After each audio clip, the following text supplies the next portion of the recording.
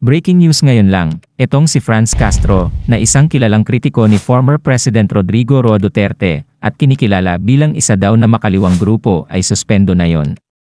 Pero nagsabi na illegal o unconstitutional ang paglilipat ng pundo ng confidential fund. Ibig sabihin Franz Castro, na kaya mo tinututulan dahil ayaw mong mapunta kay VP Sara yung 125 milyong peso.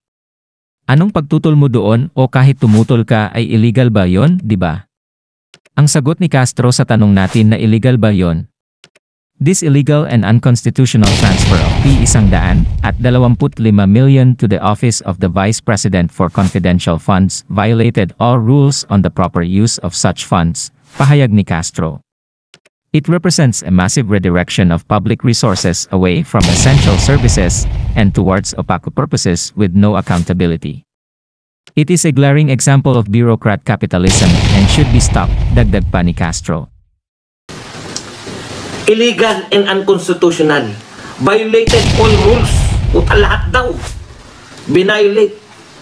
Yung pagta-transfer mula sa Office of the President ng pondo papunta sa Office of the Vice President. Illegal and unconstitutional. Kaninong pondo? Sa President. Sino binigyan? Vice President. Ano ang ginawa ng Vice President? Humingi ng pondo. Anong ginawa ng President? Nagbigay ng pondo. So kung humingi ng pondo ang Vice President at siya ay binigyan, at napatunayan halimbawa na mali yung pagbibigay, kanino pong kasalanan? Sino po ang may kasalanan? Correct, yung nagbigay. Kasi pera ng taong bayan. Theoretical lang tayo ha. Hindi po tayo mga abogado, pero logic lang. Ang nirereklamo niya yung transfer of fund. Illegal, unconstitutional, at nilabagan lahat ng mga regulasyon. Ang tanong, bakit yung pinagbigyan ang nirereklamo mo? Bakit hindi mo ireklamo yung nagbigay? Kanyang pondo yun. Natural yung humingi, pag binigyan ng pondo, gagastusin. Ang tanong, meron ba naging problema sa paggastos? Wala. In fact, wala kayong mabanggit na COA report. 2022 pa yan. 2024 na ngayon, may COA report na. Basahin nyo yung COA report kung meron doon. Wala kayong mababasa. Samantalang, pag merong anomalya, hindi nga anomalya eh. Pag may question, yung COA, kino-question, sino ba mas magaling magsabi, sino may karapatan na magsabi na may illegal na ginagawa sa pondo? Yung COA ba o itong congressman na to? Siyempre yung COA, yan yung trabaho niya. Trabaho niya po tignan kung tama ba yan. May sinabi po bang mali yung COA? Wala. Sino nagsabing mali? Yan sila Castro. Eh ngayon ang tanong, kung may mali, sino dapat yung nirereklamo? Sino dapat yung may kaso? Yung Pangulo ng Pilipinas. Papaalala ko lang sa inyo, dapat ang sinampahan nyo ng impeachment si Pangulong Marcos. Kasi siya yung nagbigay ng pondo. Paalala ko lang, si Corona na-impeach siya sa pamamagitan lang ng salin. Ano pong ibig sabihin ng salin? Hindi po naisulat daw ni Corona yung lahat ng yaman niya. Walang ninakaw ba doon? Wala. Hindi niya lang naisulat. Yung kanya, walang pondo ng pamahalaan na involved, walang pondo ng pamahalaan. Hindi lang sinulat ni Corona sa salin yung sinasabi nila hindi lahat na isulat. Ibig sabihin, walang kinu-question na transfer of funds na impeach? Oo, wala. Eh bakit hindi to i-impeach? Eh kakampi nila yung Pangulo. Kau naman, no? Kakampi nila yung Pangulo. So yung kanilang irereklamo, yung kalaban lang. Ganun pala ang batas. Oo. Ang batas, ayon kay Franz Castro, yung kalaban lang nila. Eh bakit ba sakit na sakit si Castro? Di ba tinanong na si VP Sara kung saan gagamitin yung confidential fund? Ano ba sinagot ni? Nung nanghihingi, kasi yung 2022 wala talaga eh. Binigyan lang siya eh. Nung nanghihingi na sa Kongreso, si VP Sara, anong sinabi ni Sara kung saan gagamitin yung confidential fund? Gagamitin yan para iugnay si Castro at yung mga NPA. Kaya pala galit na galit si Castro.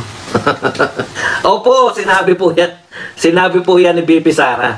Yung confidential fund na hinihingi niya na hindi binigay nitong mga congressman, Gagamitin niya yan para yung ugnayan ng mga NPA at saka ni Franz Castro. Malinaw na sa inyo. Kaya nireklamo nila. Kung lahat po hindi natin papatulan, wala na. Pangit po na mga suggestion yan, no? Huwag ko daw patula. Pag lahat po hindi ko pinatula, wala na ako sasabihin. Huwag mo na patulan si Marcos kasi paano pa sasabihin ko dito? Lahat po yan papatulan natin. Lahat po ng balita. Okay? Doon po gagamitin kasi.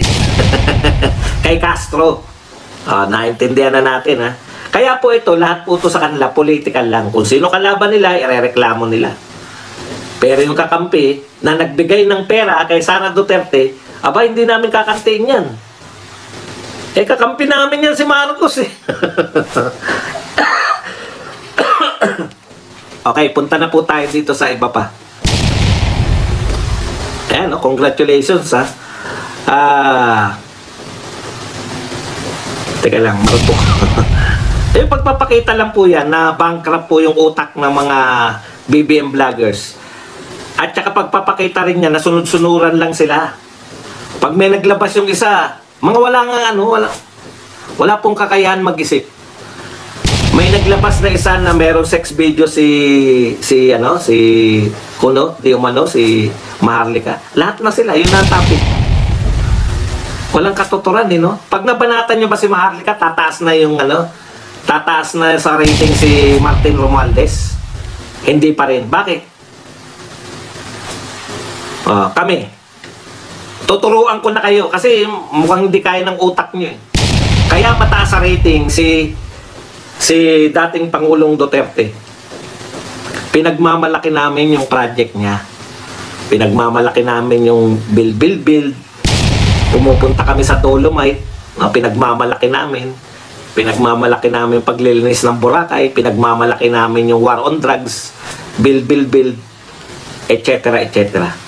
Yang mga friends to all, enemies to none, NTFL ka, pinagmamalaki namin yan. Kaya nalalaman ng tao, nung kami vlogger ng administrasyon ni Duterte, kaya popular. Bakit hindi popular si Martin hanggang ngayon? Ang tagal-tagal na, 2 taon. Kasi sinisiraan ng mga ganitong ginagawa nyo, imbes na ipagmalaki nyo yung ginagawa ng pamalan.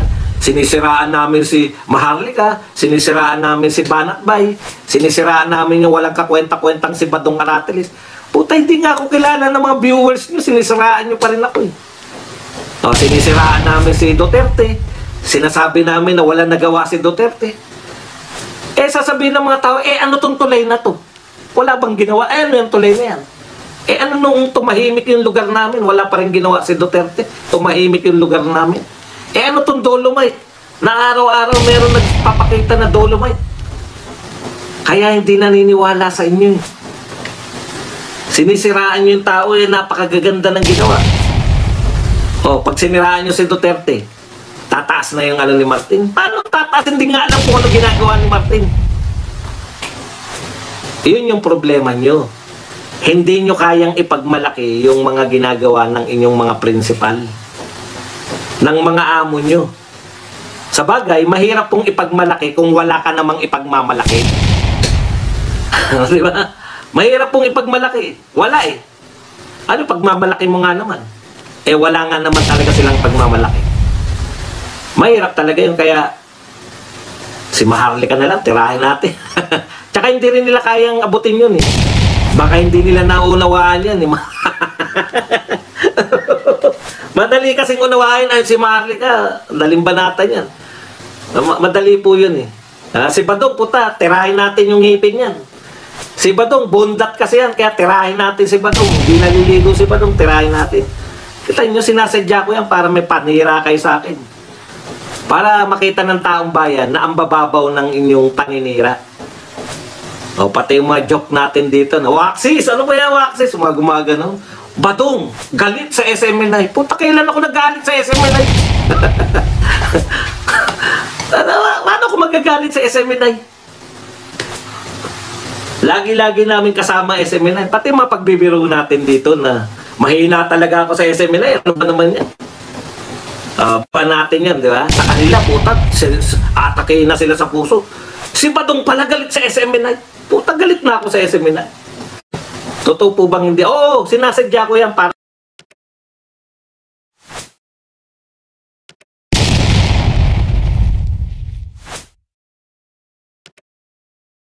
pag-uusapan natin ngayon, ito po, no, si Franz Castro ay nagsabi po na illegal at unconstitutional talaga yung paglilipat ng pondo ng confidential fund, no? So, ibig sabihin, baka Franz Castro, na kaya mo tinututulan dahil ayaw mong mapunta kay BP Sara, yung 125, no? Anong pagtutol mo dun? O kahit tumutol ka, illegal ba yun? Di ba? Okay. Ano po sagot ni Castro sa tanong natin na illegal ba yun? This illegal and unconstitutional transfer of 125 million to the Office of the Vice President for Confidential Funds violated all rules on the proper use of such funds. It represents massive redirection of public resources away from essential services.